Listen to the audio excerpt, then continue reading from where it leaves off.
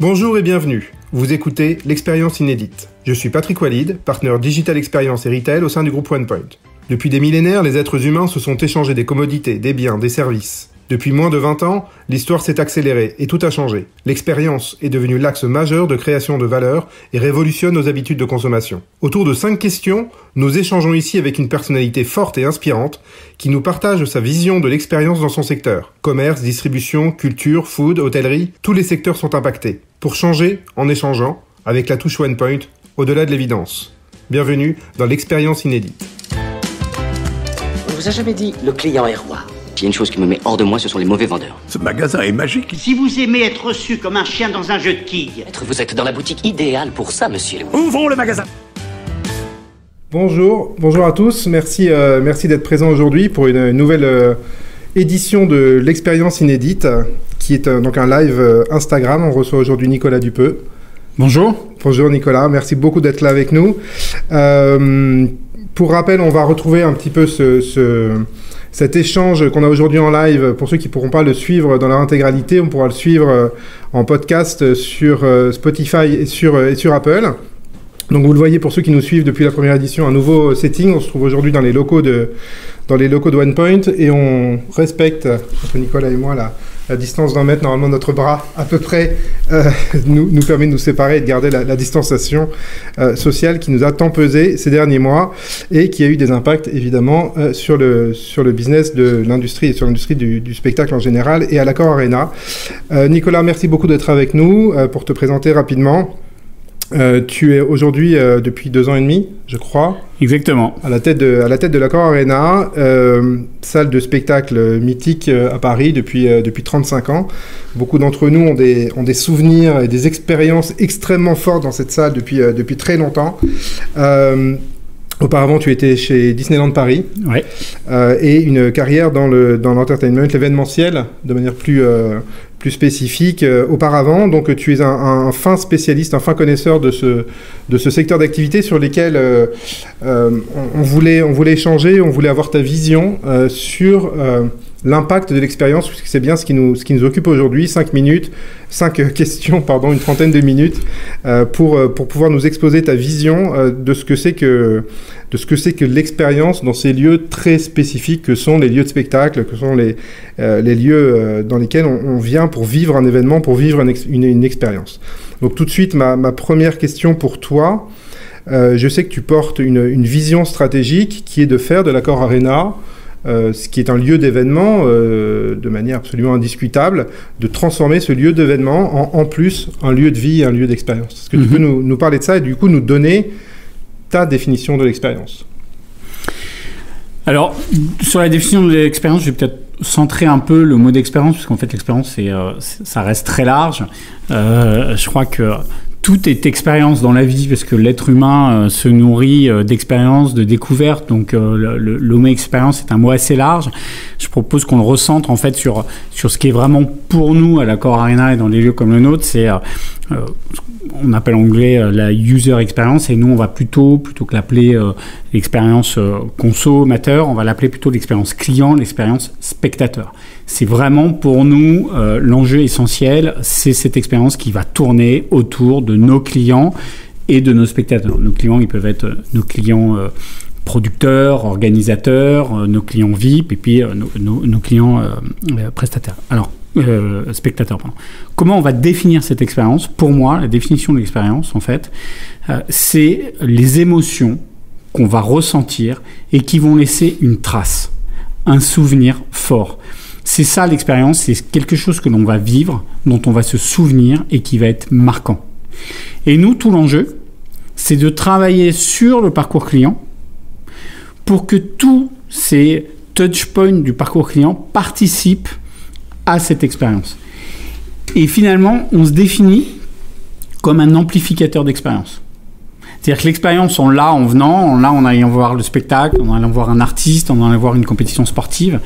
Mais nous, notre lieu, c'est un lieu d'amplification où on doit venir maximiser cette expérience et la rendre encore plus forte.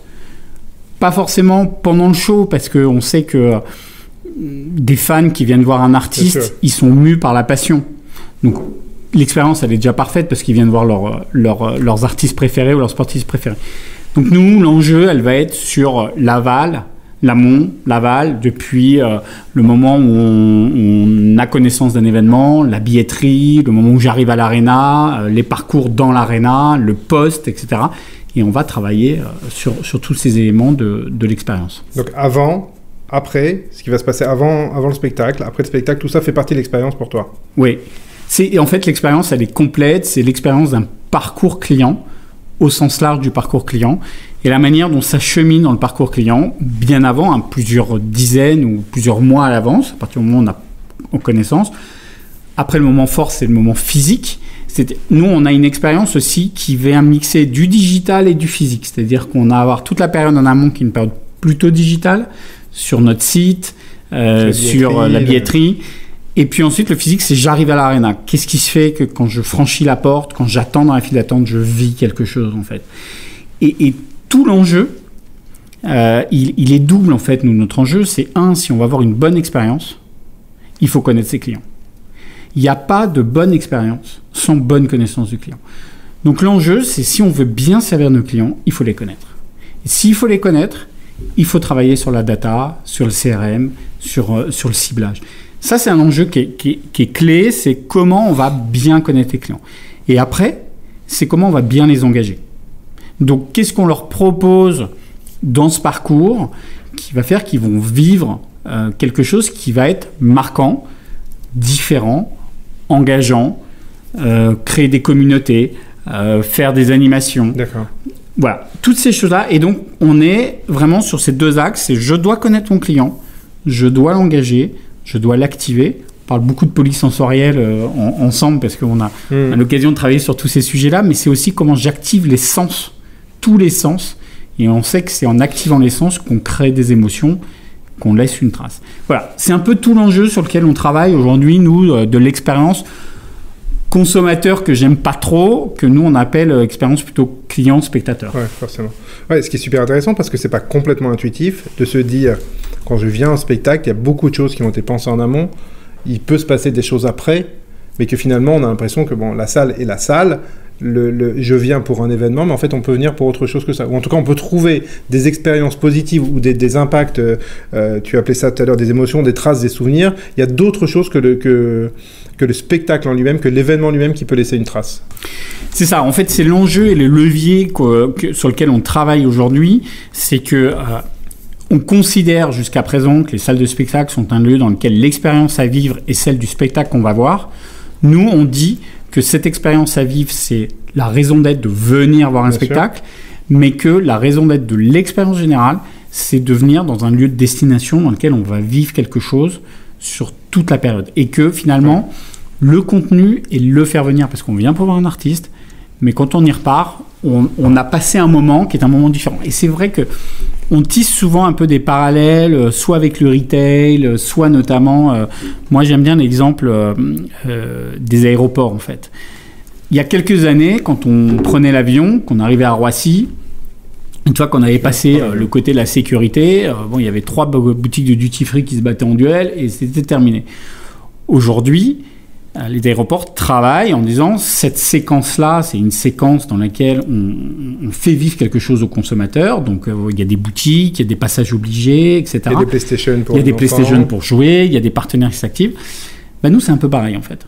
Et ces voyageurs, ils viennent pour prendre l'avion. Nous, c'est un peu pareil. On ne vient pas pour prendre l'avion, on va pour voir un spectacle. Mais comment nous, le lieu dans lequel se déroule cet événement, va proposer à ce spectateur quelque chose sur tout son parcours. Parce que la conclusion, votre approche, c'est de se dire qu'il y a beaucoup de temps perdu ou de choses à occuper dans l'espace ou dans le temps d'ailleurs. Mais quand tu dis, c'est vrai, quand on prend l'avion, l'analogie est effectivement très très claire. On vient longtemps à l'avance à l'aéroport parce qu'on est obligé. On a l'impression parfois sur certains spectacles de venir longtemps à l'avance parce qu'il faudrait faire la queue ou parce que intrinsèquement on ne sait pas exactement à quelle heure ça va démarrer, etc. Mais en tout cas, il y aurait une raison qui fait que, il y aurait une valeur à aller occuper ce temps qui est si précieux pour tout le monde. C'est ça, il y a des choses à faire pendant ce temps-là. Oui, c'est ça, il y a des choses à faire, il y a des communautés à créer, il y a des gens à rencontrer. Encore une fois, nous, la grosse différence qu'on a par rapport à l'aérien, c'est que l'aérien, quand vous prenez un avion, quand tu prends l'avion, c'est soit pour faire soit il y a une peur, parce que prendre l'avion, voilà, soit il y a du temps perdu, parce que quand on prend 6 heures d'avion, c'est du temps. Nous, nos spectateurs, ils viennent pas, ils sont mus par la passion de voir l'artiste. Donc ils sont déjà très ouverts à vivre des expériences. D'accord. Et c'est ça qu'on doit faire, c'est comment ces spectateurs qui se connaissent ou qui sont des fans du même artiste, eh ben on va faire en sorte qu'ils s'engagent, qu'ils créent des communautés entre eux, leur apporter des services, des jeux. Voilà, activer tous ces temps-là.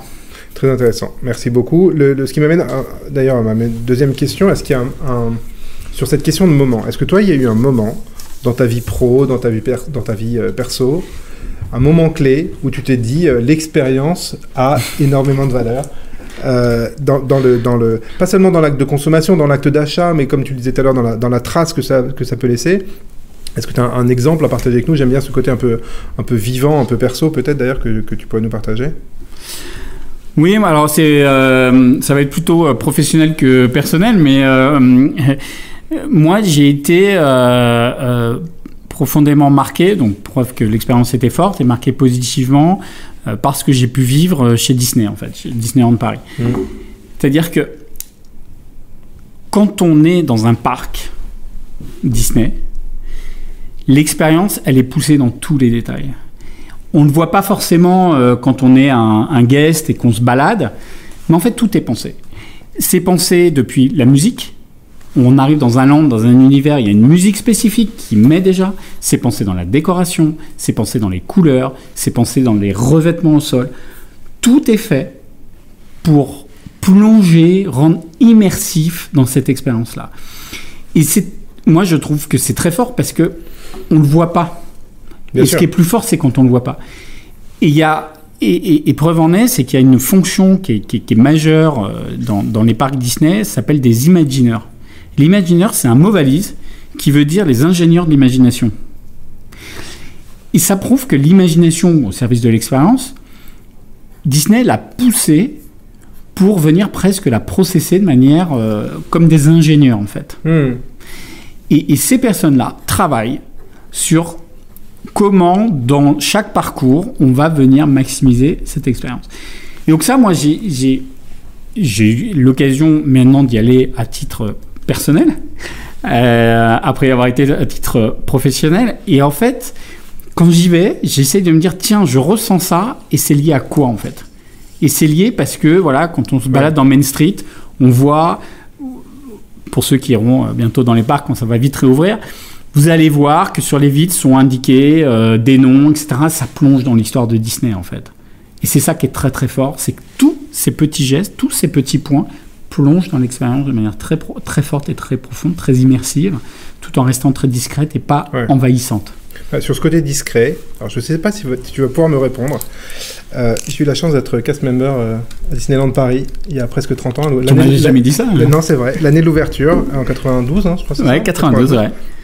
J'étais serveur chez Annette's Diner, donc tu vois, à l'entrée du festival Disney à gauche, pendant quelques mois. Et on m'avait raconté une histoire qui était justement, qui m'avait marqué pour le coup, donc c'est quand même il y a presque 30 ans, que, peut-être que tu pourras pas répondre, que les antivols à la sortie des magasins où on peut acheter ces robes de princesse, etc., étaient faux, n'étaient pas activés, parce qu'en fait, on préférait, ou l'analyse avait été faite chez Disney, qu'il fallait mieux pour une personne qui va voler, 1 sur 1000 qui va voler quelque chose dans une boutique Disney, ne pas embêter les 999 autres avec un vigile qui serait là pour l'arrêter.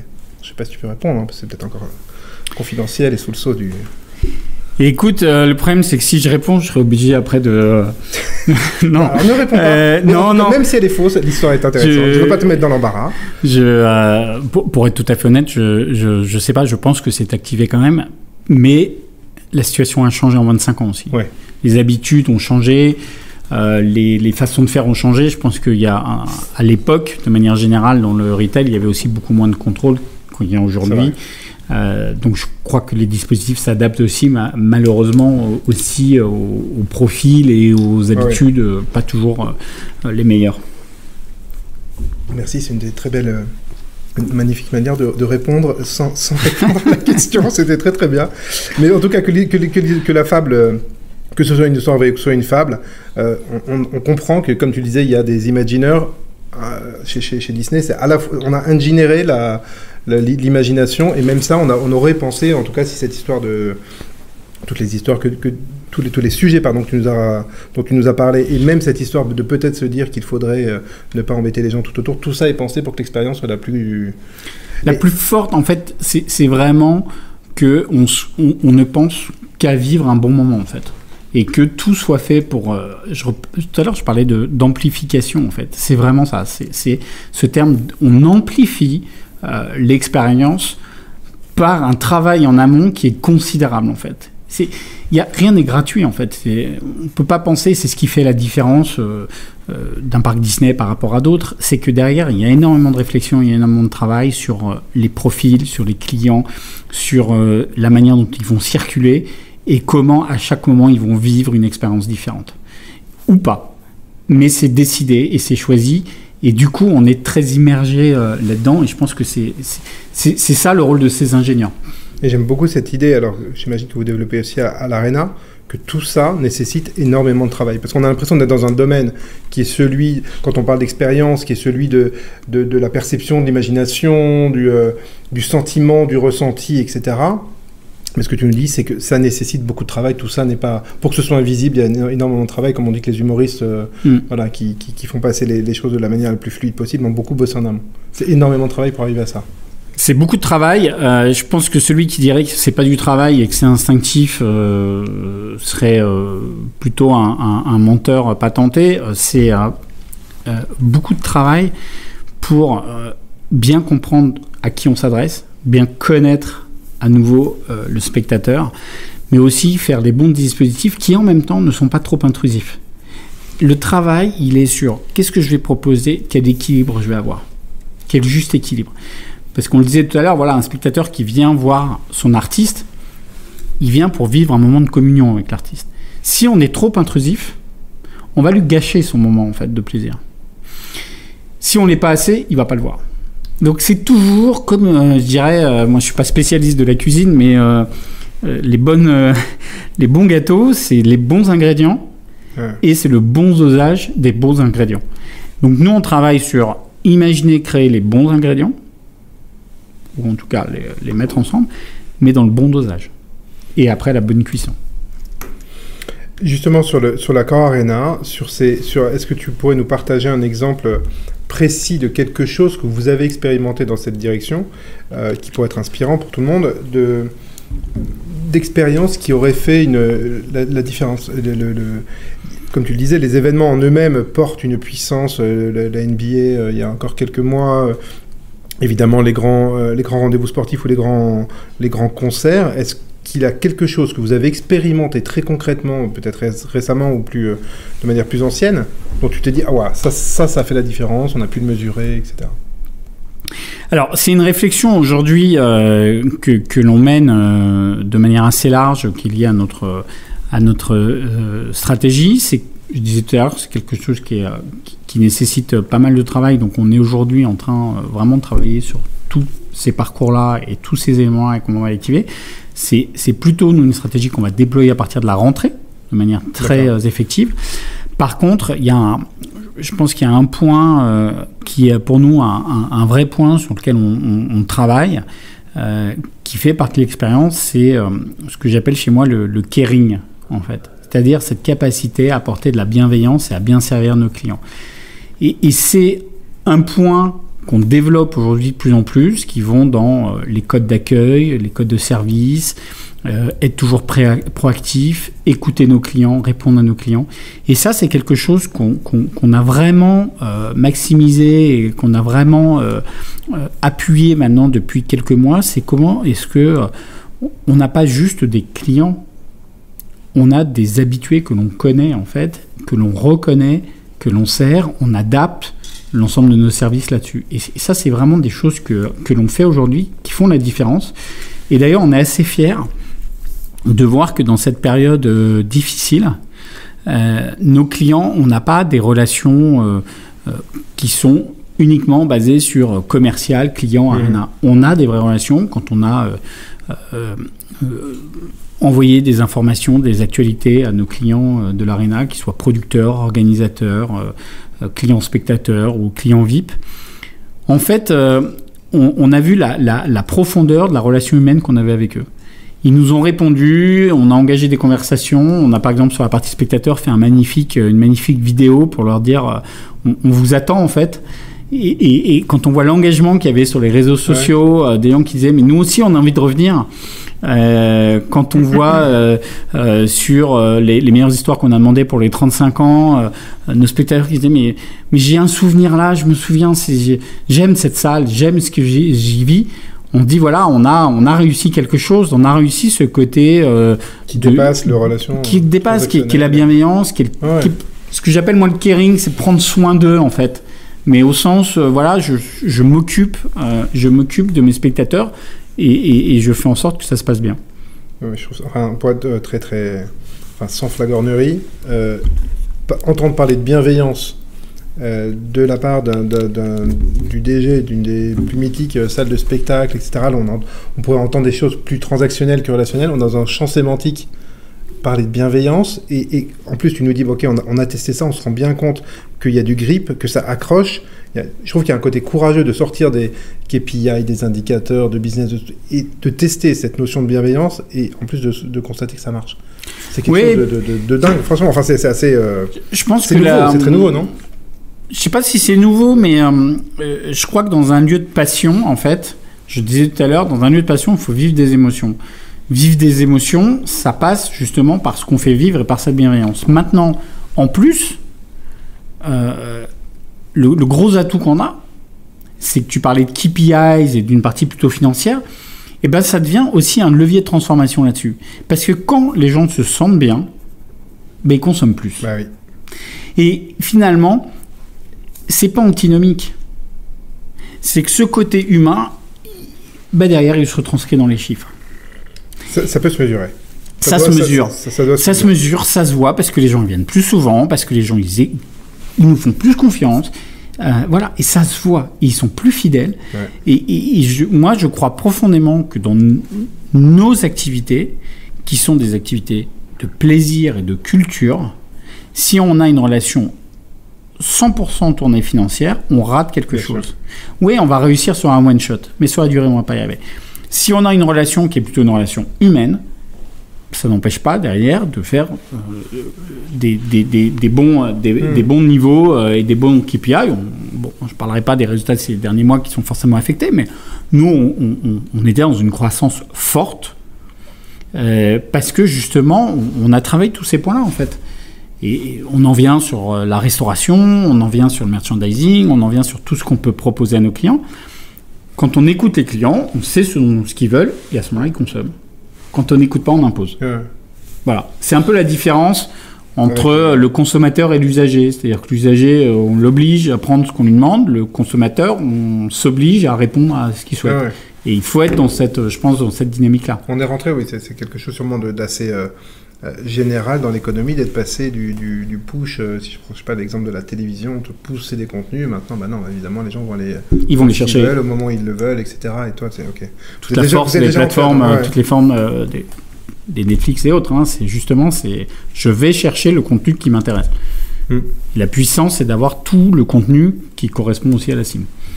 Je suis très fan de cette notion de bienveillance. Ça me fait penser d'ailleurs je ne sais plus si c'est au Bhoutan, tu sais, qui mesure le bonheur intérieur brut de la population, pas seulement le produit intérieur brut, et d'ailleurs qui maintenant, je crois, est passé à la mesure de l'impact du bonheur intérieur brut sur ce qui rejoint un petit peu ce que tu dis. Oui, il y a aussi, moi, il y a une notion que j'aime bien, qui est la double combinaison, et on va revenir à ton KPI, c'est le ROI, qui ne se bat pas avec le ROE, le Return on Emotion, mais en fait, le ROE vient amplifier le ROI. Et c'est vraiment ça, c'est que ce E pousse le I plus fort, et non pas contre. Et je crois que c'est ça, nous, c'est le Return on Emotion, bonheur, émotion, il est, je pense, clé, et il le sera encore plus dans le contexte actuel, et encore plus demain, parce que d'abord, on voit bien que on a envie de revivre ces grands moments, ces rassemblements, ces moments de partage, et on a envie de vivre quelque chose. Et ce ROE, il sera un élément fort pour nous. Et ces expériences, elles ont une valeur qui ne s'achète pas comme on achète un produit, quoi. En tout cas, je l'ai déjà dit, mais comme disait ma grand-mère, je ne vais pas me faire enterrer avec mes vêtements, je me ferai enterrer avec mes souvenirs. C'est ça. Et c'est un petit peu le même sujet peut-être. Voilà, petite spéciale dédicace pour ma grand-mère. J'aime beaucoup aussi cette notion de return on emotion. Dans le retail, on parle beaucoup forcément l'indicateur principal étant le chiffre d'affaires par mètre carré. On essaye de parler maintenant d'expérience par mètre carré. Qu'est-ce qu'on a réussi à faire vivre comme expérience par mètre carré? Quatrième question, si tu le veux bien. Tu le disais, c'est beaucoup de travail pour arriver à ça.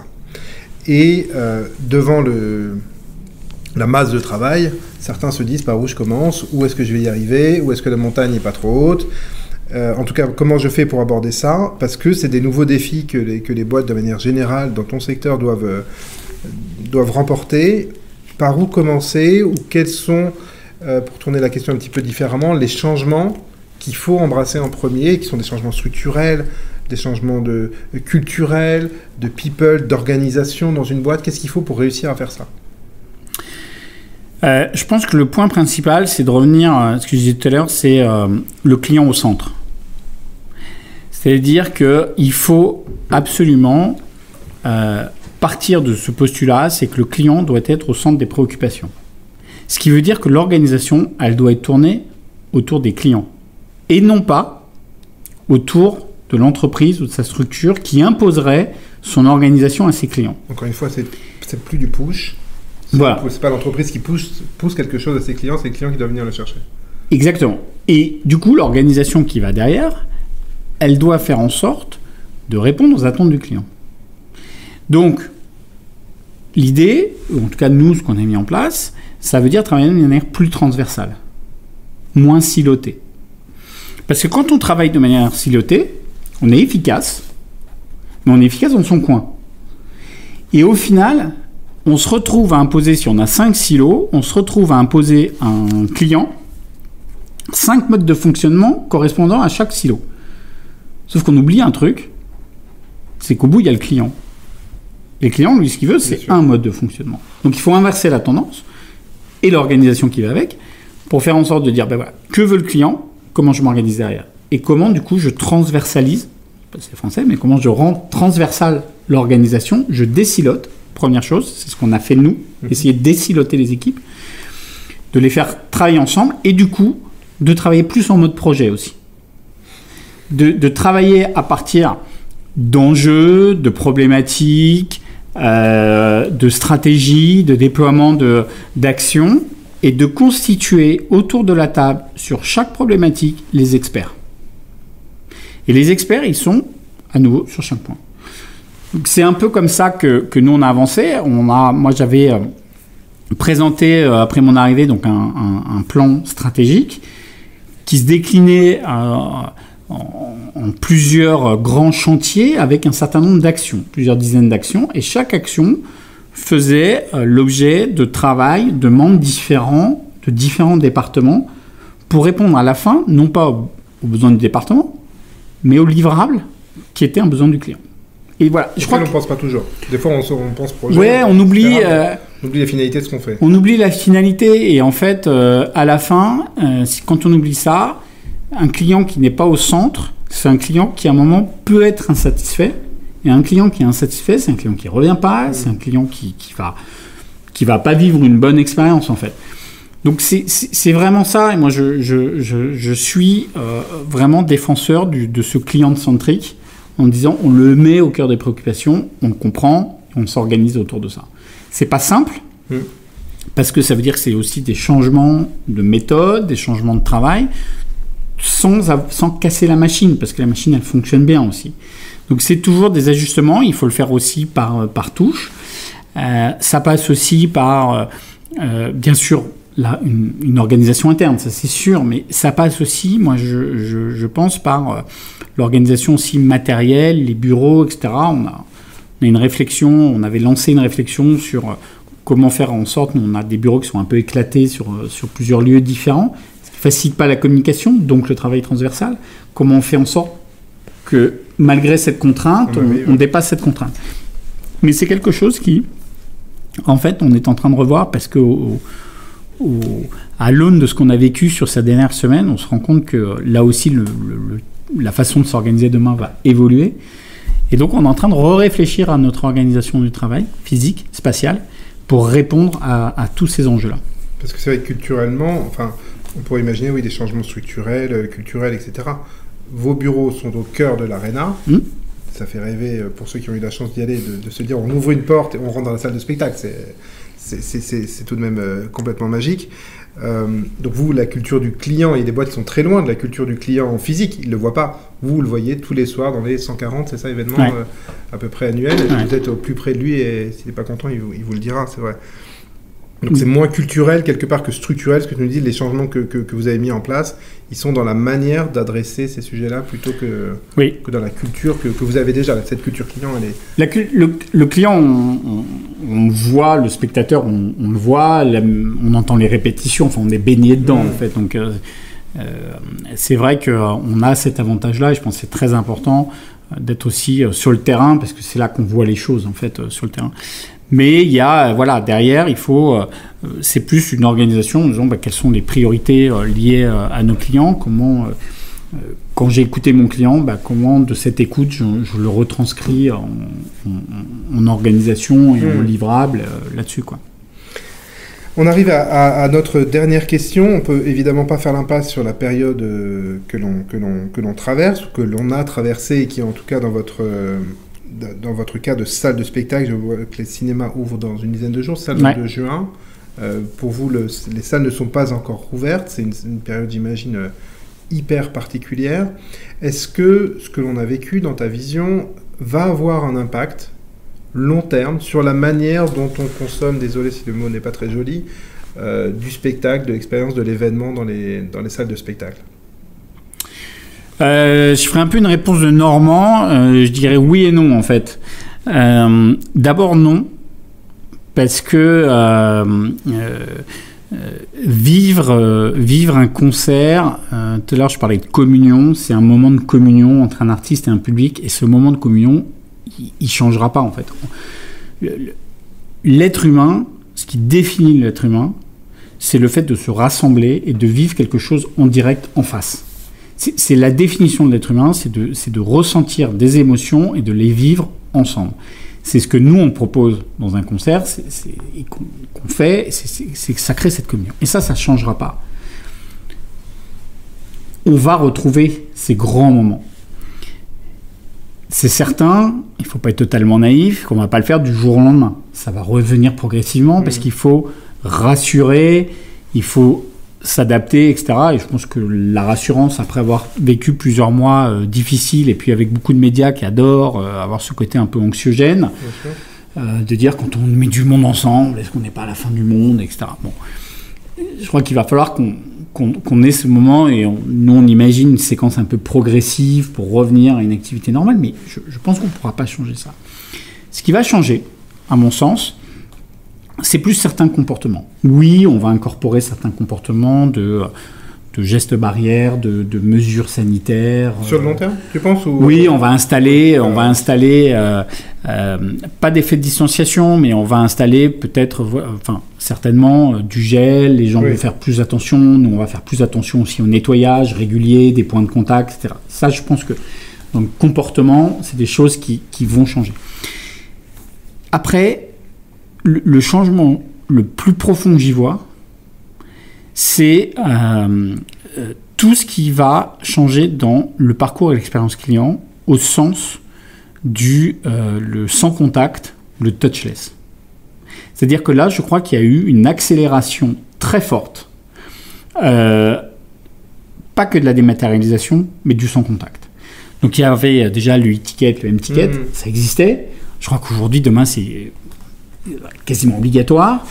Il y a sur la partie restauration, on discutait de un peu de commande, de précommande, de click and collect, etc. Je pense qu'aujourd'hui on accélère là-dessus, on accélère sur le merchandising, on accélère sur les expériences qu'on fait vivre. Et je crois que cette crise a eu ce bénéfice de faire gagner plusieurs mois, plusieurs années, parce qu'on y venait de toute façon. Mais d'un coup, il y a eu une puissance d'accélération sur le parcours sans contact. Alors, sans contact dans dans la partie utilitaire en fait, pas dans le sans contact humain. Mais voilà, et ça, à mon avis, on ne reviendra pas en arrière. C'est les technologies, et je crois beaucoup qu'on peut parler de transformation de l'expérience digitale de nos spectateurs. C'est qu'ils vont vivre dans leur parcours une manière différente en fait. On va les engager plus, on le voit bien, on l'a bien vu dans les restaurants. Une grande majorité de restaurants ont commencé sur les cartes à les faire sous forme de QR code.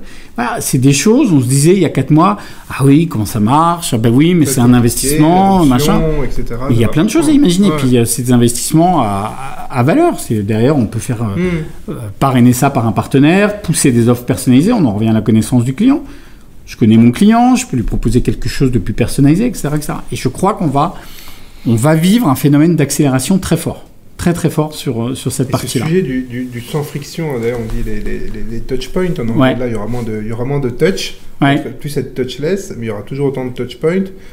Ce côté du sans friction, il va très certainement dans le sens de ce que tu disais tout à l'heure, qui est une fluidité dans le parcours, dans l'expérience qu'on vit depuis le moment où on prend son billet jusqu'au moment où on s'en va du spectacle, ou qu'on peut peut-être revivre des choses après le spectacle. Donc, en fait, c'est vrai que on peut imaginer, on peut entendre dans ce que tu dis qu'il y a une fluidité améliorée parce que, moins il y a de contacts et plus on dit seamless. On travaille sur tout ce qui crée du temps d'attente, qui est du temps un peu perdu, et comment en fait, par ce touchless, on va casser ce temps d'attente. Nous, les problématiques chez nous, elles sont assez simples. C'est l'entrée, la séquence d'entrée, avec le système de contrôle.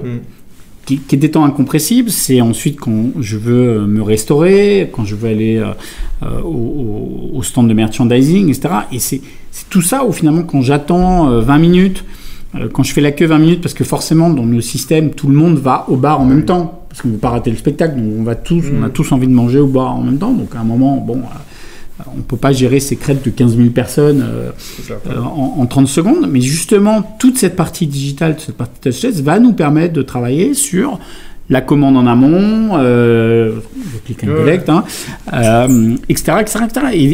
Et finalement, de se dire que ce temps-là, plutôt que ce soit un temps perdu, on va proposer, c'est là où il faut travailler sur une partie d'activation et d'engagement, on va proposer des expériences différentes, et ce temps qui était prévu, ça va être un temps plutôt sympa, d'expérience, etc.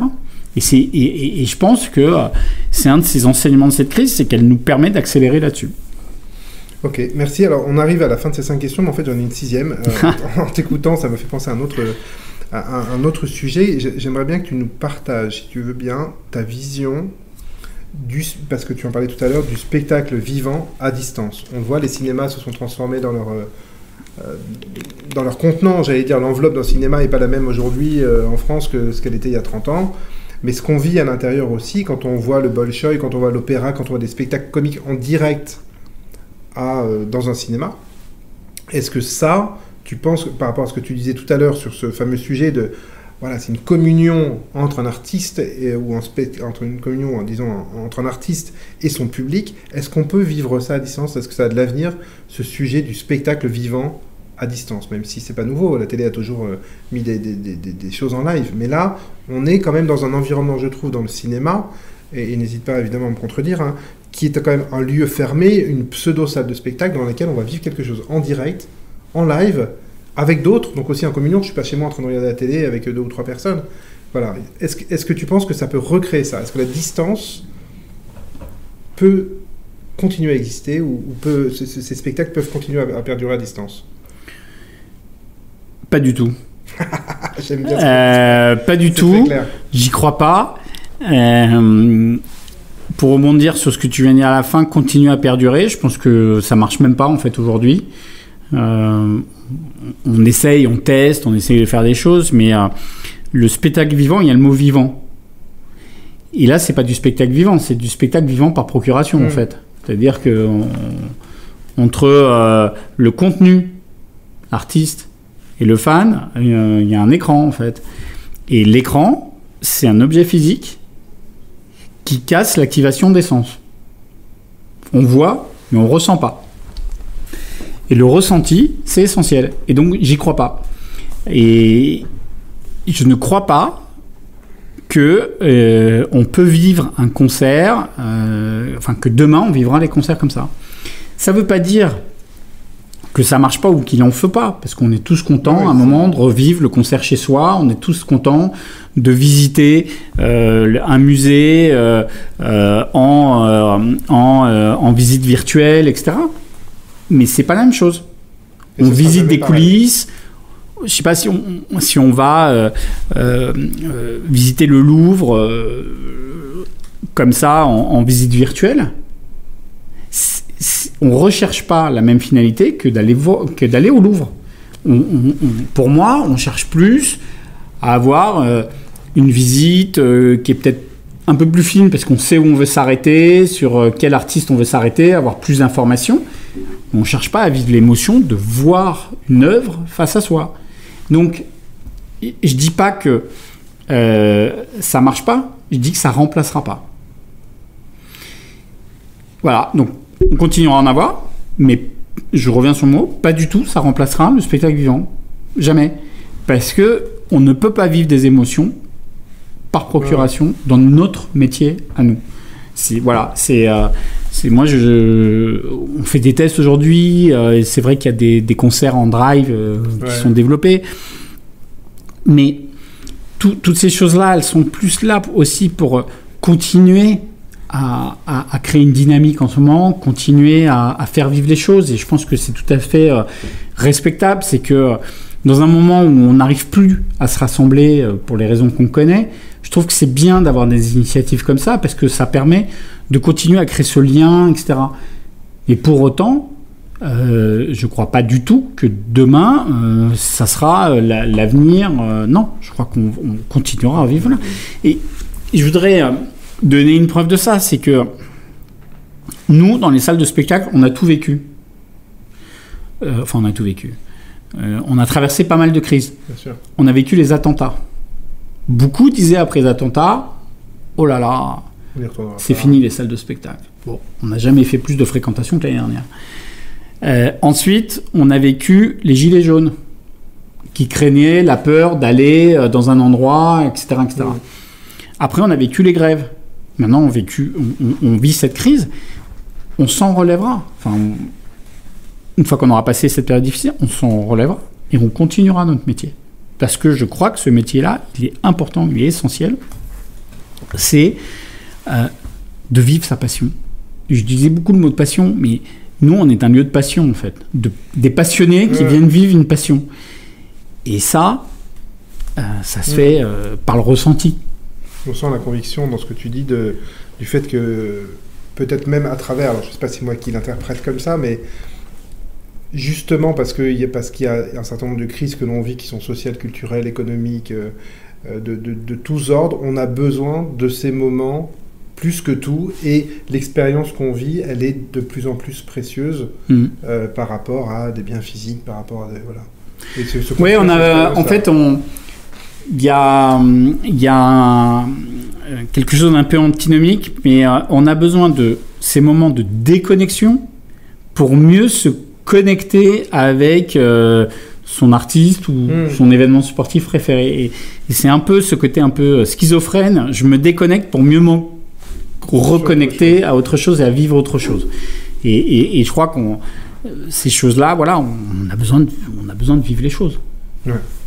Merci beaucoup pour cet échange. Je vais retenir beaucoup de choses, mais voilà, des choses très marquantes dans ce que tu dis sur la mise au cœur évidemment du client, la prise en compte de la bienveillance presque comme un KPI, et ça fonctionne, et vous l'avez testé, et ça fonctionne. Cette notion de return on emotion, si on arrive à mesurer ça, ça emmène encore dans d'autres perspectives, dans d'autres directions qui, encore une fois, dépassent les pures relations transactionnelles qu'une entreprise, quelque part, peut avoir avec ses clients. Je retiens ce que tu nous dis sur cet écran qui casse, quoi qu'il arrive dans votre métier, ça casse l'activation des sens, et on sait que forcément, quand on dit expérience, on dit émotion, on dit sens, et tu nous as parlé du polysensoriel aussi tout à l'heure. Merci beaucoup. Est-ce que tu veux un mot de conclusion ? Non, écoute, merci de m'avoir permis de m'exprimer sur ça. C'est vrai que je pense que c'est clé. On est dans une période qui nous fait rendre compte qu'on ressent ce besoin de revivre ces moments-là, en fait. Et finalement, avant, on le faisait parce qu'on aimait ça, on avait envie, et aujourd'hui, on en a besoin. Donc voilà, nous, on a hâte de pouvoir vite refaire vivre ces grands moments à nos spectateurs. Et en fait, on est tous mobilisés, et sachez que dès qu'on pourra, on sera les premiers à tout faire pour que ça se passe bien, et on a vraiment envie. Voilà. Et nous, on a très hâte en tant que spectateur de revenir recréer des souvenirs et des expériences à l'Accor Arena. Merci beaucoup, Nicolas, pour ton Merci temps. à toi. À très bientôt. Merci. Merci. Je ne fais que défendre mes droits de consommateur. On ne peut point les goûter, c'est du volement. Vous avez de naturel produit. Un bon vendeur a toujours un sourire sincère. Le client est roi, et le client, c'est vous.